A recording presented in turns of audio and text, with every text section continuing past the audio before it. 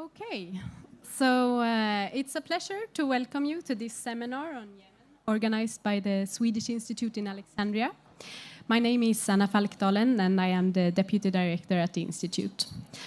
And the Swedish Institute in Alexandria is an integral part of the Sweden's Foreign Service, and its main goal is to promote peace and pluralism through dialogue between Europe and the Middle East North Africa region. And the Swedish Institute in Alexandria has organized several seminars on Yemen, together with, for example, Sisters Arab Forum for Human Rights and Sweden's Women's Mediation Network. And today we have the pleasure of having Marika Griesel to moderate the seminar. And as many of you probably know, Marika is a journalist and documentary filmmaker with many working years in Sub-Saharan Africa and North Africa. So we're very happy to have you here. So I think I'll stop there and I'll hand over to you, Marika, to let you start off the seminar. Thank you. Tack så mycket, Anna. Thank you so much. Yes, the war in Yemen is a forgotten conflict. Today we're going to look into the issue of women who have taken an enormous responsibility and have been deeply affected by the war as the rest of the population in Yemen, children and men. But women are asked to take a lot of responsibility. But what about empowering women and making it possible for women to find the common ground and lead the peace efforts that is so badly needed in Yemen and in the region at large? And next to me here I have Afra Nasser. You are a Yemeni journalist, award-winning journalist, residing in Sweden since about 7 years. Welcome. You are following the situation on a daily basis. Martha Colburn, you are the country manager, UN Women in Yemen. You are an academic with speciality on Yemen. You have worked in the region for many, many years. But it's difficult for you to go to Yemen, isn't it? You haven't been able to go back since October. Then I have Enas Ahmed. You are working for Women Pact for Peace and Security, a peace activist and gender activist. Member of, yes. And then I have Amal Basha. You are the director of Sisters Arab Forum for Human Rights, also a gender expert, and not just in Yemen, but in the region at large. And then we have Muna Lugban. You are working with Food for Humanity, a chairman, been working very much in Yemen still through your contacts in some of the besieged areas as well, and we will hear more about it. And I think we will just start off by getting a view of what it does look like on the ground in Yemen today. Could you give us that, please? Afra. It's been 3 years since the war started in Yemen, and what started as civil war has, split it over throughout the region, and Saudi Arabia led an Arab coalition and intervened to what they call restoring the legitimacy of President Abdurrabbu Mansour Hadi. And ever since, the situation has had a huge human cost on the ground. Today, about 80% of the population, about 22 million people, are facing famine. You have over 1 million people are facing an epidemic of cholera. You have 3 million of people who are internally displaced. You have a multi-layered conflict, whether from the Saudi-led coalition or the civil war on the ground, or even the counter-terrorism operations from American drone strikes. And the main, human rights violation committed is a blockade imposed on most of Yemen's main ports or airports.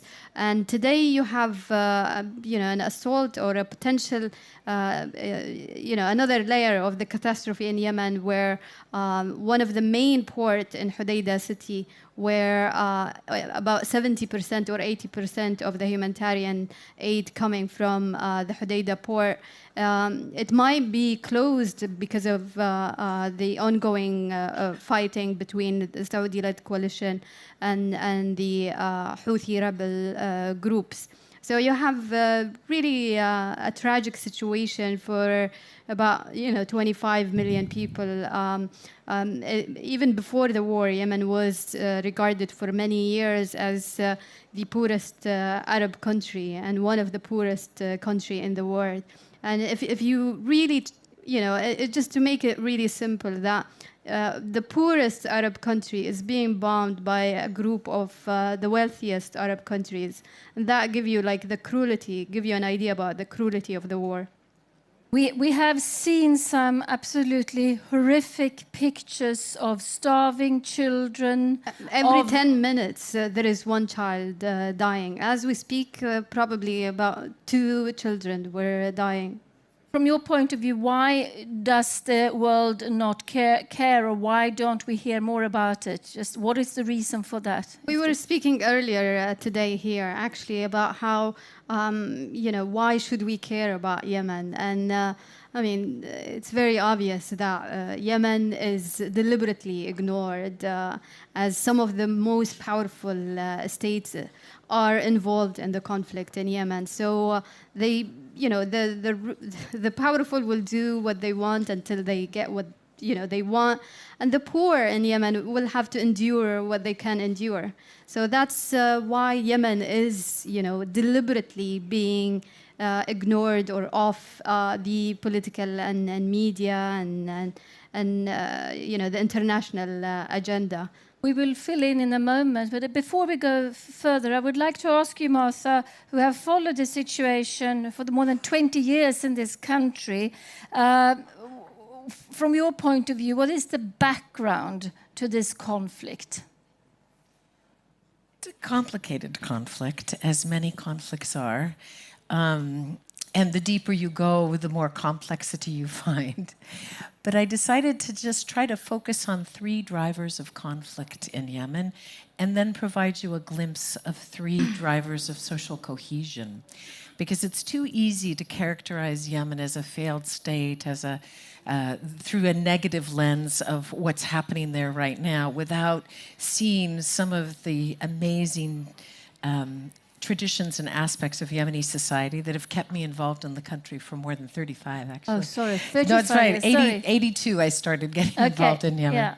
So the 3 drivers of conflict that I would identify, very high-level drivers. The first one is economic. The drivers of this conflict, which have their roots in the economy, in corruption, in injustices related to polarization of society economically. So you've always had vast aspects of Yemen who were very poor. And this has been a driver in this conflict at many, many levels. It has fed into instability, and now added to all of that is, of course, the war economy and the profiteering that is happening as we speak, and which are very much concerned, because once the war economy has gotten robust and there are so many people benefiting from it, it's very hard to stop it. The second driver of conflict, I would say, is political injustices and a weak rule of law.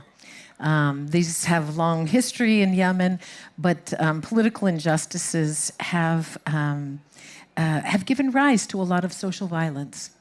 If you look at Yemeni tribal society, which is very heavily armed, and how that actually in some ways mitigated against the abuses of power for certainly the last few decades, but are now that aspect of it is actually contributing to the violence. So the third one, which cannot be forgotten, I toyed whether it should be number 1 or number 3, was regional power dynamics. While this is definitely a war that is taking place on Yemeni soil, there are many external actors who are regionally and internationally, but specifically a proxy conflict that is going on the shores and on the backs of the Yemeni people. I'd like to ask how many of you follow the conflict in Yemen, and how many of you would have thought that I would add religious differences to that list? Raise your hand if you think you would have listed religious differences. Well, I would like to say that from my perspective, I would say that would be very low on the list. While there are religious differences in Yemen, there's also a long history of tolerance and getting along more often than not. I'm just going to quickly say 3 drivers of social cohesion, because I think it's unfair to focus only on the negative part. And the first driver of social cohesion is indigenous traditions in mediation, negotiation, and conflict management, and tolerance. Yemen has a very long history, well documented, and one which is a particular interest of mine. I would say the second driver of social cohesion is Yemeni civil society. And the reason why I put that so far up there is because all of the women, the Yemeni women on this stage, are a product in many ways of civil society. The Yemeni civil society is very vibrant. There's been a lot written on how it has contributed to so many positive things. Third thing, just the compelling need to help and a quest for positive social change. Having said, I've lived in Yemen 14 years, and I've been involved in it for more than 3 decades. And I've never been to another place like it, where people, even in the midst of their deepest suffering, are saying, my neighbor needs help too. And that village over there, really, people are very underserved. Help them as well. So these are compelling aspects of Yemeni society, which deepen the tragedy of it, but also, and women are a key part of all 3 of those indigenous traditions. In civil society, in local traditions, in mediation, et cetera, as well as in the compelling need to help and a quest for social change.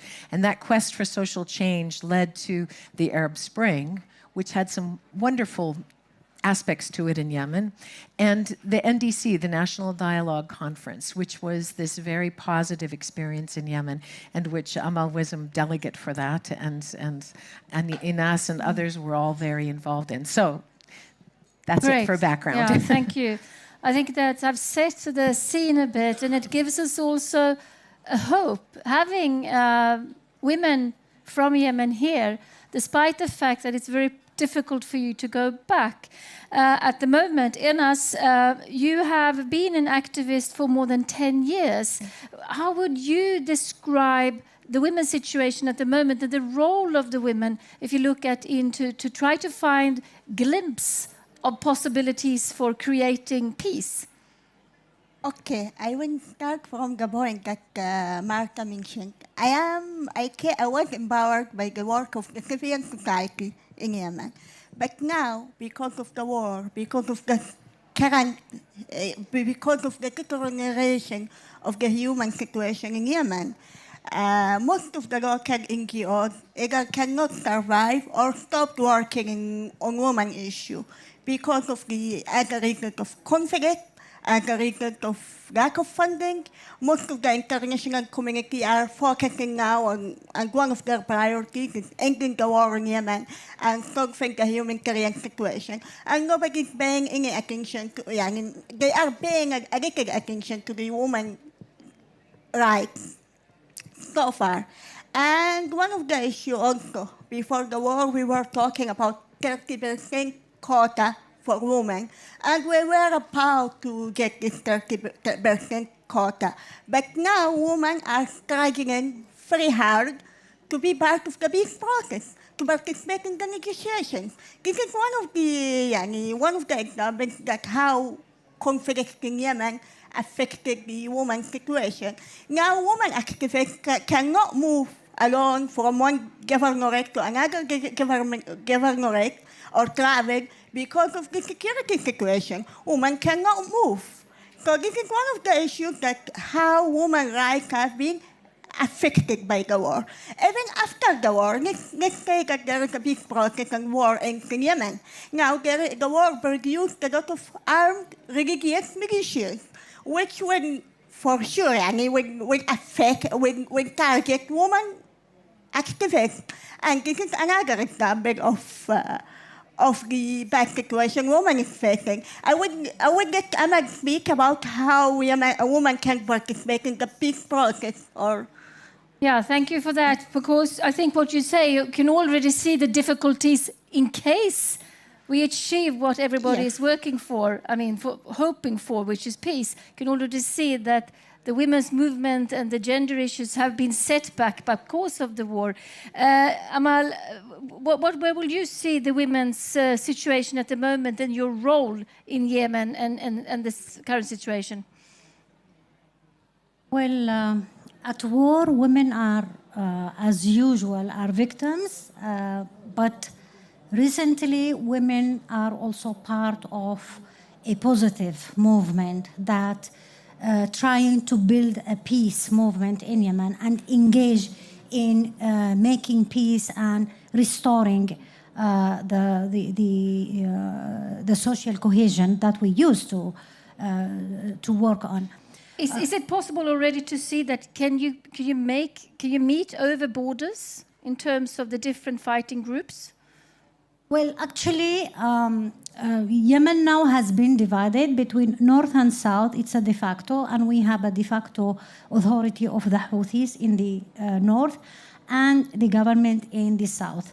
And within the government-controlled areas, you have militias that are controlling or having the upper hand over certain cities. And within cities, you have different militant groups also. But all of these different and diverse militias, they are supported by the government or they are, part of this coalition. While the other side of the conflict, the Houthi, they are working by themselves with the support, of course, with the or they are backed by Iran. And you have these two fighting parties, the Houthi and the government and the militias. Women actually inside Sana'a, they are working in a way that they can really move within Sana'a when it comes to helping the IDPs. Now, women are really very much engaged in support of the IDPs, especially now during the attack on Hudaydah, and we have thousands of people are fleeing from Hudaydah governorates to Sana'a and to different cities. At the same time, women in all Yemen, we have came together and we are now about 60 women. We have established this Women Peace Pact that is nurtured and supported by the UN Women. And for the last 3 years, we have been meeting together, strategizing and sending solidarity statements or letters to the UN, to the UN envoys, to the diplomatic corps, to all those who are engaged in the war and who are really influencing the ongoing of the war. As women civil society, of course, we are not as easy to travel and to participate like before, because now we have been curtailed. Our movement has been curtailed because of this visage on civil society. The civil society, Yemeni civil society, they cannot go out, they cannot participate, they cannot voice or amplify what is happening in Yemen. That's why this is answering the question, why Yemen war is forgotten, why it is not reported. Because these three women on exceptional basis traveling, because we have connects, we have networks, we have, we influence the embassies because they know us from before. But thousands of activists, they cannot live in Yemen. And even now with the UN women, they were trying to send 3 women activists to the US. They are facing difficulties because of this imposition of the visa, and the conditions. travel ban. Yeah. That travel ban. But in Europe, there is also unspoken travel ban on the Yemenis. Okay? So this is one of the challenges. The other challenge is this mushrooming of what we call it the electronic media or army of the social media. These women who are the voice of peace, or they want to end the boss, they have been labeled and there are, smear campaigns against them that they are either with this party or that party and they are not really for peace. We have been working for peace because we, women, we are victims. At any war, women are victims. They're not benefiting actually from the war. Women, they are either killed because of these missiles attacking, civilian or residential areas, or by this bombing by the Houthis, and they are not participating in the war. They are not the decision makers that push or go to the war. So we survive the war as victims. We lose our families. We lose our properties, incomes. We have either our husbands or children. They are in the war. At the same time, we shoulder another role while our families are at the battlefields. We have to take care of about the families and to secure for them the basic needs. At the same time, we shoulder the responsibility for protection. We need to protect also our families. So that at the same time, we are not profiting. We are not warlord. We are not selling arms. So men are actually either as decision makers of the war, to go to the war, or benefiting from the consequences of the war. They are of this black market or of the armed trades, or and the results of the war after they finish. I mean, we hope that quickly they finish this war. They will benefit from this. They will going to divide the cake between themselves and get the power and continue to get the power and the resources. That's why we, the women, we are the voice of peace. We are challenging those, the law of war, the Lord of Wars. And we really want to end this war because nobody is benefiting from this. And the war has been, prolonged because it is not the war of Yemen. It is not the war of Yemenis. It has been fueled by foreign actors. Yeah, certainly. I mean, Yemen, we got a background. And I want to just ask you now, Muna, we understand the situation for women, children, and men is very difficult. Is very difficult in Yemen and in the region at large. But you have specifically tried to alleviate some of the situation, some of the very dire consequences of the war in besieged cities. Can you say something about that before we move on to talk about the women's role in peace building and what you're trying to achieve? Can you hear me? Okay. So thank you very much, and thank you especially for SIDA, our friends, and for the Swedish Alex Institute for shining on the Yemeni crisis. We need more of these debates and information sessions. People need to know, and this is one of the reasons that the war is going on and continuing this way, because we have not had enough media focus, international media focus. I come from a city called Taz. It's in the middle between Aden and Sana'a, so it's in the middle of between the north and the south. This city is cosmopolitan-minded, if I can say it that way, if I can state it, and they refused the de facto and they refused the coup of the militias. And because of that, they were the whole city was besieged from both sides. And so in the middle, the government-supported militias were resisting the Houthis. And the Houthis, from both sides, just imposed a siege on the city. This resulted, since 3 years, more than 3 years now, and I have actually lived there, in people have died in so many different ways. They have forbidden the water, food aid to be received by the people in Taz, and they have been shelling it very heavily, which has caused mainly casualties for the women and the children.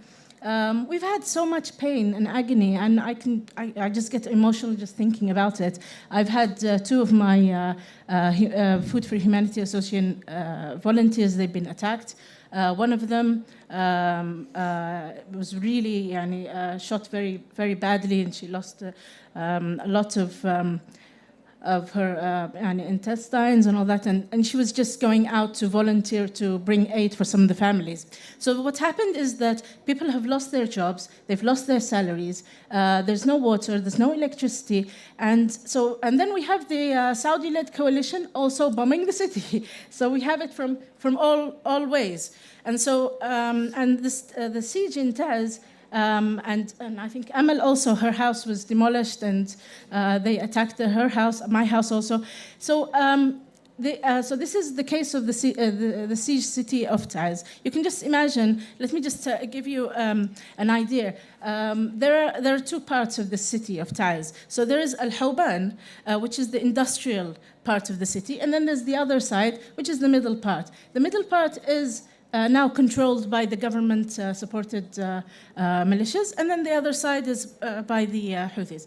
Now, I used to work in this part. It used to take me a 10-minute drive just to get there. It now takes up to 15 hours just to get there, and you have to go there through the mountains. Many of the women have lost their lives just going up to this road. The road is very narrow, and the cars, many of the cars have had accidents and falling off very high cliffs. So, I was thinking, what you're telling now is we can hardly understand it. The civil part, yes. The civil conflict. And what I wanted to fill in there, if you could come to that, is in that very difficult situation, how do you survive? How do you get in food? How do people survive? What does your organization specifically focus on to try to alleviate the situation? We can only call it a miracle. It really is a miracle. The people of Taz, the way they are surviving, it really is a miracle, because now they have the civil conflict on the ground, and then they have the Saudi-led coalition also, and so it's just from every side. And so people like myself and many other women-led CSOs and organizations, they just found themselves in this situation. We had to do something. And so there was food, and there still is, in the city, but people don't have enough money just even to buy them. And many of the men are now either in the battlefields, or most of them have died, or they're men. And then we have another issue, which is now very new, which is the landmines. Unfortunately, the Houthis, anywhere they leave thousands of landmines. I just lost 3 days ago a lady called Renda. She went out in the mountain just to fetch water, and herself and two of her children, 5 and 7 years old, they were involved in an explosion of a landmine. She lost both her limbs, and she passed away 3 days ago. And she passed away because we couldn't get her out. And so this was the last one. When you share these stories, we understand it's very emotional, and it must be. And yet, this is a forgotten conflict, and you're sharing this with us. The women take a heavy responsibility, and we have something called 1325, which shall include women in peace building and in peace negotiation and building the societies again after war. We're not yet there in Yemen. What would you like the international community to do? What could we do? And if we could just elaborate on that a little bit, and then we will take some questions from the audience. I think 1325 is our new hope.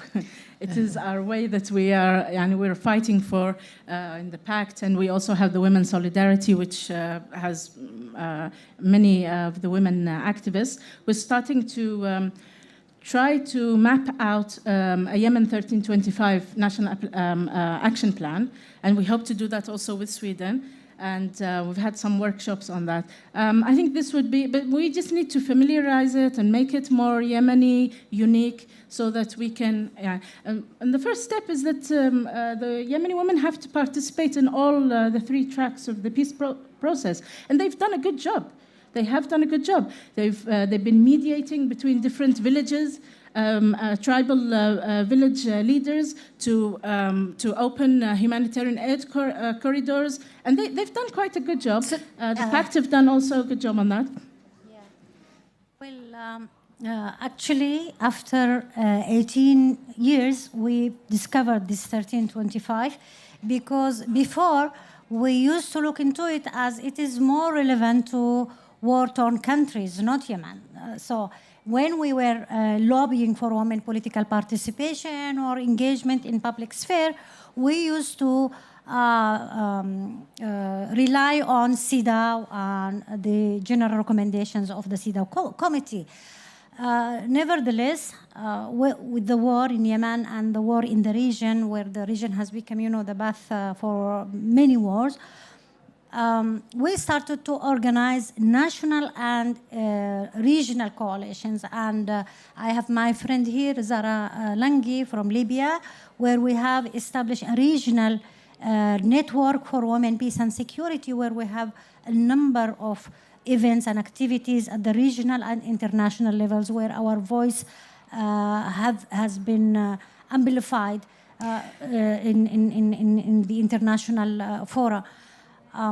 Yes, and if we could continue so everybody can have a say. But would you see that with the war raging, is it possible to reach out to the women and to make them take this responsibility and understanding, even if, they're also being hindered, of course. Can you see that women are more engaged?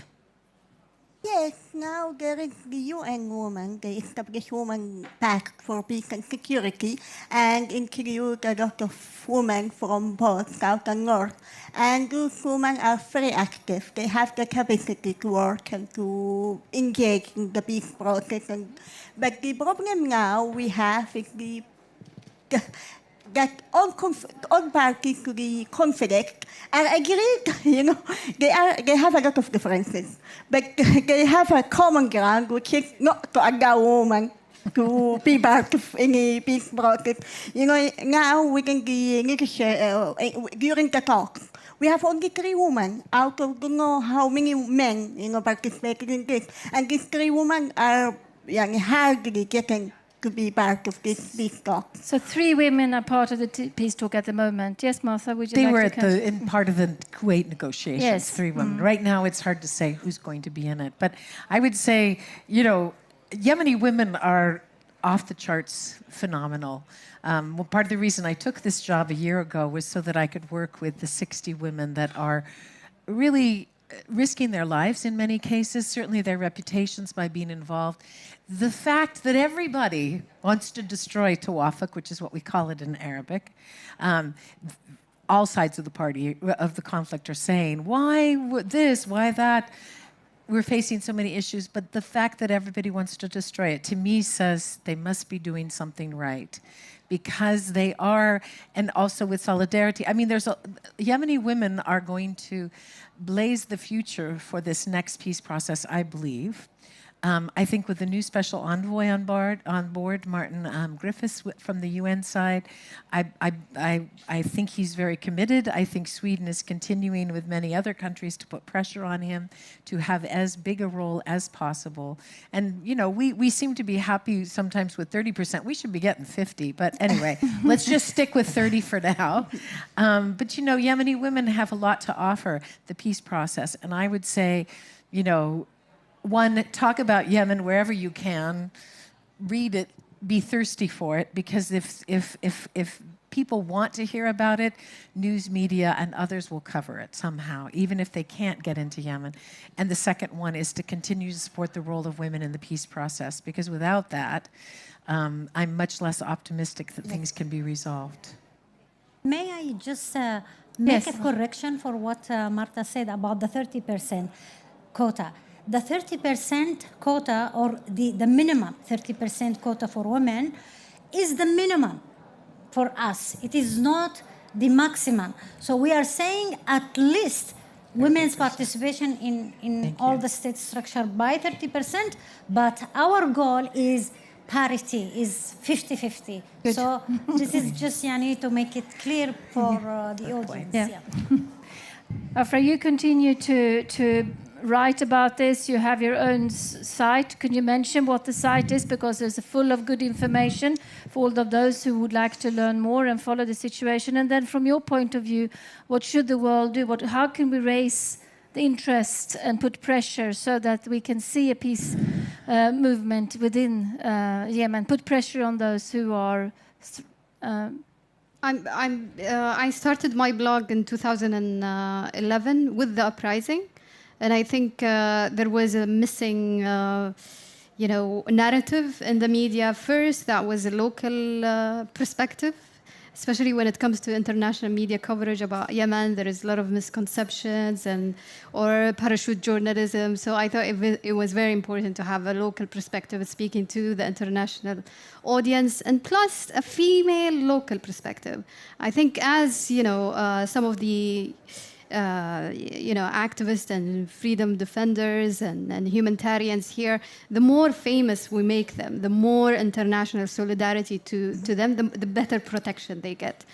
Take me as a case myself, like the amount of readership that my blog got really saved my people in so many dangerous situations. So I think it's very, very important to support women voices in Yemen as much as possible. But it's a very complicated situation in Yemen, especially in a patriarchal, sexist society. Most of these decision makings happen at the Qat sessions, where all the men sit together and they decide. So it was very important when Muna mentioned that it has to be a Yemeni unique resolution, the UN resolution, because you have to take in consideration how are the social norms in Yemen. So you have the Qat sessions, which is the Swedish snus that you can put up. So you have these sessions. It's like why, like how the weekend usually in Sweden is, people gather and chill out, but that happens every day in Yemen. And at these places are where all the political discussions happen. And women often are not included in these places. So there has to be, to support women with their own local perspective. I think with the visions that they have, because they know how is the social context on the ground. So I'm very hopeful that if there is an international support given to the women on the ground, that's how they could have a better role in the peace building process. We have brave representatives here today, and I wanted to see if there's anybody who would like to ask a question or give a comment to what we have heard now, because this is not a conflict that has a lot of international attention. Does anybody have a comment? Yes, there is. Please. I know that you've just been. Give your name and state who you're working for, because we know that you've just been in the Yemeni capital. Yeah, I'm Peter Semneby. I'm a Swedish diplomat and currently the special envoy of the Swedish government for Yemen and also for Libya, in fact. was in Sana'a as late as last week, my second visit there, and I can tell you a few words about my impressions. But first, just a few words also about the Swedish interest and the Swedish role in the Yemen conflict. The fact that this position exists that I have is related very much to Sweden's membership of the Security Council, where we want to make a contribution on one of the worst humanitarian and political crises in the world today. We have been very active in focusing the attention of the Security Council on this crisis, and I will not go into detail what documents we have pushed, but I would say that we have been reasonably successful in this effort. We've also co-hosted a donor conference on Yemen, international donor conference, where we managed to gather contributions of $2 billion to cover the needs, urgent needs of Yemenis. We are supporting the political process as well. We are in close touch with the special envoy, and indeed, as has been said here, we have very much focused on women's participation in that process. Sweden doesn't have very much of a history with Yemen, although I have discovered that there is some actually, and that memories linger, not least the involvement of the Swedish chapter of Save the Children back in the 1970s, which was a very profound involvement with building hospitals and so on, including in Thais, where there is a maternity hospital, I believe, which is still the... We have a very strong relationship with Sweden. I think maybe Sweden is maybe the most... we have had very long relationship. Hospitals, they build hospitals, they've built schools. They've helped us with the landmine. So there is a legacy to build on. Yeah. Now, the situation, Sana'a is quite nervous at the moment. It's also a very isolated environment. Many services function just barely. That includes hospitals and education and so on, and the situation is gradually getting worse. I was also in Aden, the temporary capital, a couple of months ago, and I believe which is facing a similar situation, but for different reasons. I believe I was the first diplomat there to visit since 2000, or the first ambassador to visit there since 2015. We have a situation where the recognized government and separatists, to put it in a rather simplified way, compete for power, with the government being supported by the coalition and the separatists supported by one member of the same coalition. So it's a very confused and quite volatile situation. What Yemen needs is, of course, humanitarian assistance, but a political settlement, a political negotiation is what will ultimately bring an end to the humanitarian crisis. This has to be some kind of a power-sharing agreement. There is a great history in Yemen, as has been mentioned here with the National Dialogue Conference. There are some conditions here that will need to be taken into account. Yemen's neighbors will have to have reasonable certainty that Yemen is not going to be a source of insecurity and instability in the future.